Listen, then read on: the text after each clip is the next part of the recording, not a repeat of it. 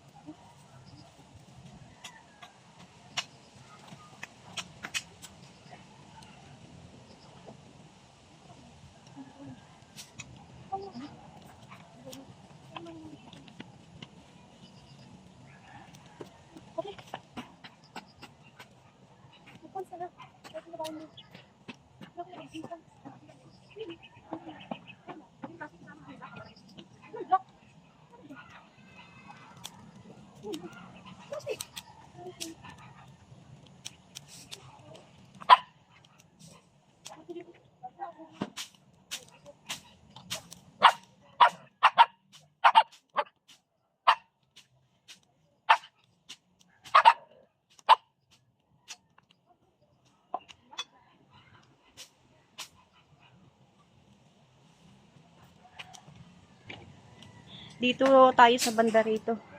Malalaki na yung damo. Ayan, nagsisiga na rin po tayo, no? Kasi malamok. Kailangan din natin ng ano, usok.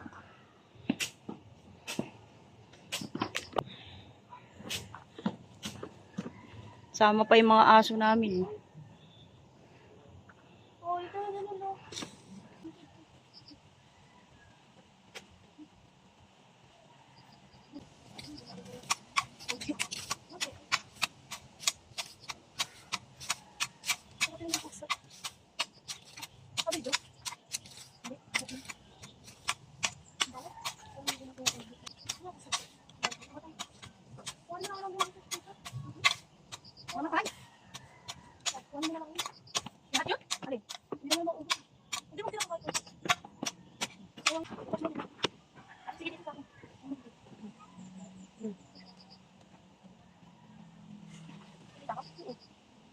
Dapat pala meron dito. Ito ang mga naman ko. Buti pa yung rose dito.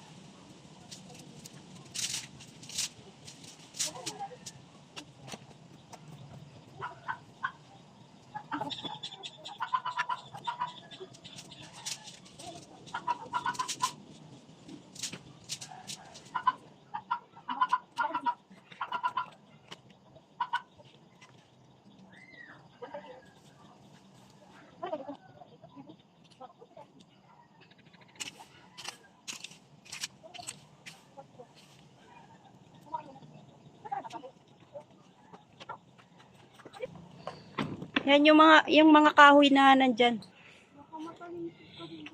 Susunugin na po natin yung mga kahoy na yan.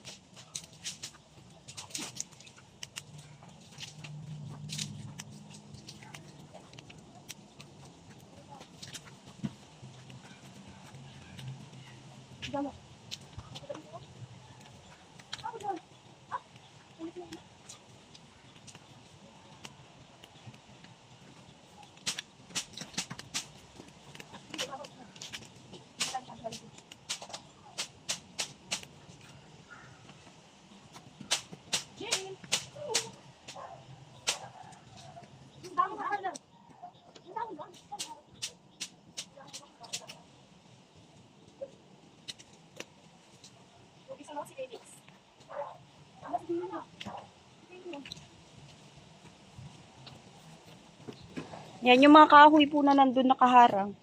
Kasi wala na rin silbi eh. Yan, susunugin na rin po natin. No?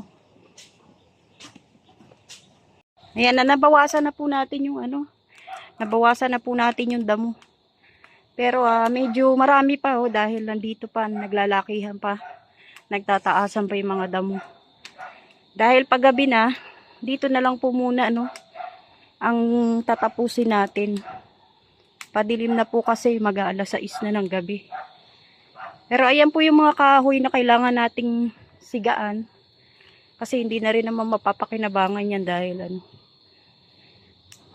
nababad na po sa sa tubig. Eto, susunugin na rin natin to. Pero bukas na siguro. Dahil paggabi na. Hoy, Gia! Laboy ka ng laboy. Nakakahingal din, ha? Ang importante po, nabawasan na po natin yung mga damo dito sa likod. Ayan, oh.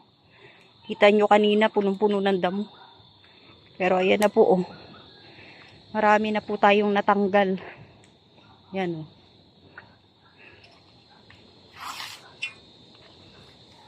Ayan, ligpitan na. Papasok na po kami. Alas 7 na po ng gabi.